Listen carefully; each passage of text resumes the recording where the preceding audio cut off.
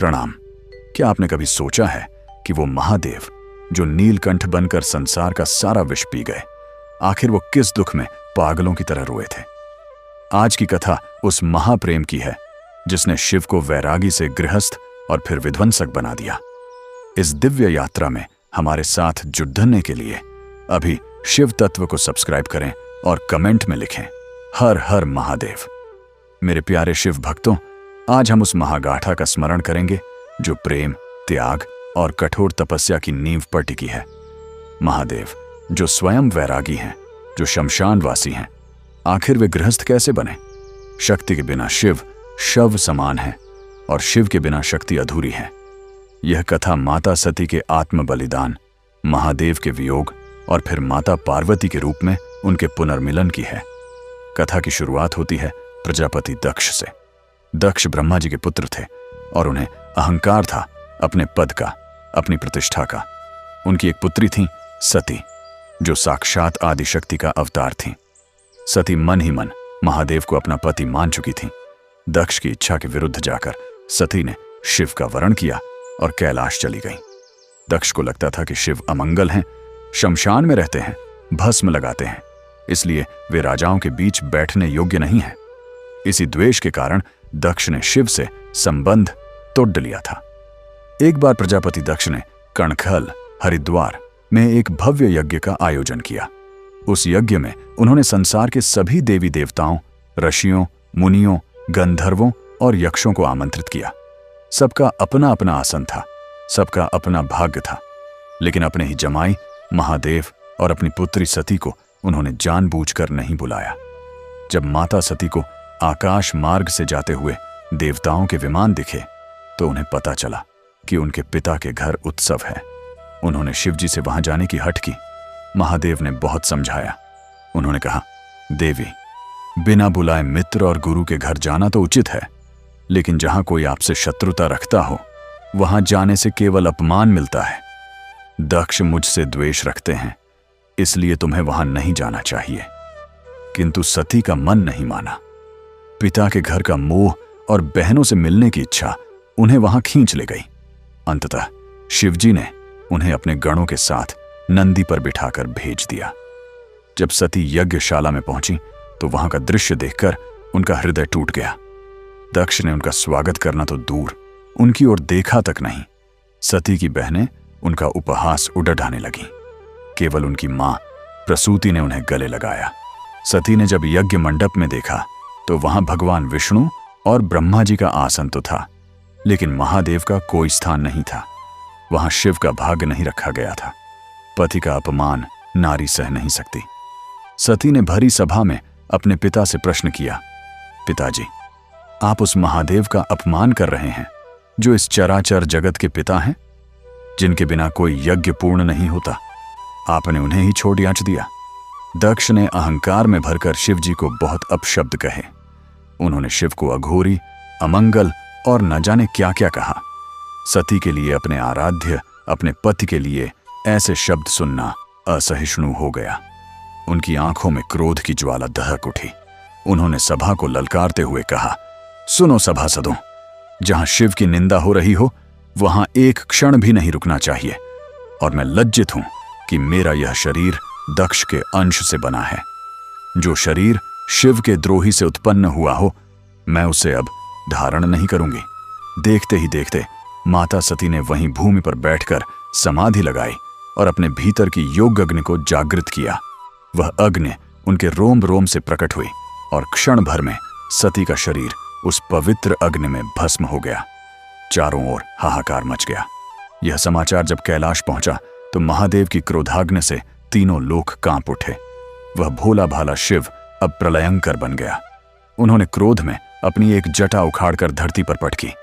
उस जटा के प्रहार से महाकाली और वीरभद्र प्रकट हुए। शिव की आज्ञा पाकर वीरभद्र आंधी की तरह कणखल पहुंचे और दक्ष के यज्ञ का विध्वंस कर दिया। देवताओं को दंडित किया गया और अभिमानी दक्ष का सिर धड़ से अलग कर दिया गया।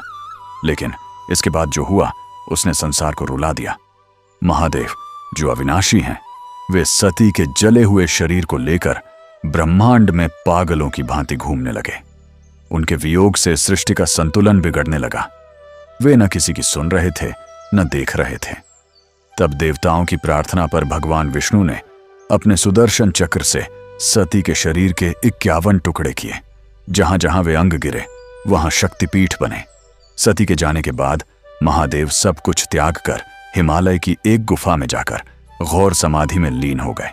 हजारों वर्ष बीत गए, न उन्होंने आंखें खोली न किसी से बात की। संसार अनाथ हो गया।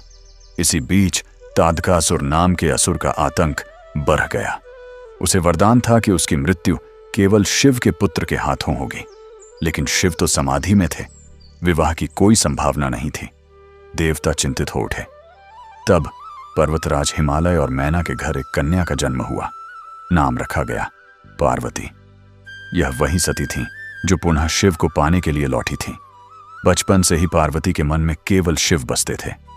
जब वे थोड़ी बद्दी हुई तो नारद मुनि ने भविष्यवाणी की कि इनका विवाह शिव से ही होगा, परंतु इसके लिए घोर तपस्या करनी होगी। पार्वती ने निश्चय किया कि वे शिव को ही पति रूप में पाएंगी। उन्होंने अपने राजसी वस्त्र त्याग दिए, कोमल शरीर पर वलकल वस्त्र धारण किए और वन में जाकर कठोर तपस्या शुरू की। यह तपस्या साधारण नहीं थी मेरे दोस्तों। पहले हजारों वर्ष उन्होंने कंद मूल खाकर बिताए, फिर सैकड़ों वर्ष केवल सूखे पत्ते खाकर बिताए, फिर उन्होंने पत्ते खाना भी छोड़ दिया। इसलिए उनका नाम अपर्णा पड़ा। अंत में उन्होंने हवा पीकर और फिर बिना सांस लिए कठोर तप किया। उनका शरीर सूखकर कांटा हो गया, लेकिन संकल्प नहीं टूटा। गर्मी में वे चारों तरफ आग जलाकर बीच में बैठती, सर्दी में गले तक ठंडे पानी में खद्दी रहती। तीनों लोकों में उनकी तपस्या की ज्वाला पहुंचने लगी। स्वयं सप्तर्षि उनकी परीक्षा लेने आए और शिव की बुराई की। कहा कि वह तो भिखारी है, शमशानवासी है। लेकिन पार्वती ने कहा, वह जैसे भी हैं मेरे स्वामी हैं। करोड़ों जन्मों तक मैं शिव के अलावा किसी और का वरण नहीं करूंगी। अंत में भोलेनाथ का आसन डोल गया, उनकी समाधि टूटी। उन्होंने देखा कि एक कोमल राजकुमारी उनके लिए इतना कष्ट सह रही है, लेकिन शिव तो शिव हैं, इतनी आसानी से कहां मानते। उन्होंने एक बूढ़े ब्राह्मण बट्टुक का रूप धरा और पार्वती की अंतिम परीक्षा लेने पहुंचे। बट्टुक बनकर शिवजी ने पार्वती से कहा, देवी, तुम उस शिव के लिए तप कर रही हो जिसके पास न घर है न कपड्डे। वह सांप लपेटता है, भूतों के साथ रहता है। मैं तुम्हारे लिए कोई सुंदर राजकुमार ढूंढ देता हूं। यह सुनकर पार्वती क्रोधित हो गईं। उन्होंने कहा, तुम मेरे प्रभु की निंदा कर रहे हो, दूर हटो यहां से। जो शिव को नहीं जानता वही ऐसी बातें कर सकता है। जैसे ही पार्वती वहां से जाने लगी, शिव जी अपने असली रूप में प्रकट हो गए, चंद्रशेखर रूप में, जो करोड़ों कामदेवों से भी सुंदर था। उन्होंने पार्वती का हाथ थाम लिया और बोले, देवी, आज से मैं तुम्हारा दास हूं। तुम्हारी तपस्या ने मुझे मोल ले लिया है। पूरे ब्रह्मांड में खुशी की लहर दौड़ गई। शिव और पार्वती के विवाह की तैयारियां शुरू हुईं। यह दुनिया का सबसे अद्भुत विवाह था। एक तरफ हिमालय की ओर से सुंदर सजे धजे देवता और ऋषि मुनि बारात के स्वागत में थे, और दूसरी तरफ दूल्हे राजा महादेव थे, भस्म रमाए, गले में सर्प, नंदी पर सवार। और उनकी बारात में कौन था? भूत, प्रेत, पिशाच, गण, चुड़ैलें और अघोरी। वे सब नाच रहे थे, गा रहे थे। जब यह अनोखी बारात हिमालय के द्वार पर पहुंची तो पहले तो पार्वती की मां मैना डरकर मूर्छित हो गई। उन्होंने कहा, मैं अपनी फूल सी बेटी इस भयानक योगी को नहीं दूंगी। तब देवताओं ने शिव जी से प्रार्थना की। भगवान शिव ने सबकी लाज रखने के लिए अपना दिव्य रूप धारण किया। जब उन्होंने सुंदर वेशभूषा पहनी तो सारा कणखल और हिमालय उन्हें देखता ही रह गया। ब्रह्मा जी पुरोहित बने। भगवान विष्णु ने पार्वती के भाई की भूमिका निभाई और धूमधाम से शिव और शक्ति का महामिलन संपन्न हुआ। यह केवल दो शरीरों का मिलन नहीं था, यह प्रकृति और पुरुष का मिलन था, जिसके कल्याण के लिए पूरी सृष्टि तरस रही थी। विवाह के पश्चात शिव और पार्वती कैलाश पर निवास करने लगे। कालांतर में उनके पुत्र कार्तिकेय का जन्म हुआ, जिन्होंने तादकासुर का वध किया और देवताओं को भयमुक्त किया। फिर भगवान गणेश का आगमन हुआ, जो प्रथम पूज्य बने। इस कथा का सार यही है दोस्तों कि जीवन में यदि सच्चा प्रेम और दृढ़ संकल्प हो तो स्वयं ईश्वर को भी झुकना पड़ देता है। माता पार्वती ने अपने तप से हमें सिखाया कि भक्ति में कितनी शक्ति होती है, और महादेव ने सिखाया कि वे रूप या धन के नहीं, केवल भाव के भूखे हैं। आज भी जो भी भक्त सच्चे मन से शिव पार्वती का ध्यान करता है, महादेव उसकी झोली खुशियों से भर देते हैं। उनके लिए कुछ भी असंभव नहीं है। वे आशुतोष हैं, थोड़ी सी भक्ति से ही प्रसन्न हो जाते हैं।